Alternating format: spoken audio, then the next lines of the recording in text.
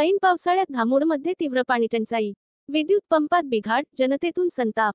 राधानगरी तालुक्यातील धामोड गावाला पाणीपुरवठा करणाऱ्या नळ पाणी योजनेच्या विद्युत मोटारीत गेल्या 3 दिवसापासून बिघाड झाल्याने गावाला ऐन पावसाळ्यात तीव्र पाणीटंचाईला सामोरे जावे लागत आहे। सदर पाणीटंचाईकडे ग्रामपंचायत प्रशासनाचे दुर्लक्ष झाल्याने जनतेतून संताप व्यक्त होत आहे। धामोड गाव हे तुळशी खोऱ्यातील प्रसिद्ध बाजारपेठेचे ठिकाण असून परिसरातील महत्त्वाचे गाव म्हणून ओळखले जाते। सध्या गावाला तुळशी नदीवरील नळ पाणी योजनेतून पाणीपुरवठा केला जातो। सध्या येथील ग्रामस्थांना पाण्यासाठी थेट नदी घाटावर जावे लागत असल्याने त्रास सहन करावा लागत आहे। तसेच काही जण खाजगी टँकर आणून पाणीपुरवठा करत आहेत। विशेष करून महिला वर्गाला पाण्यासाठी पायपीट करावी लागत आहे।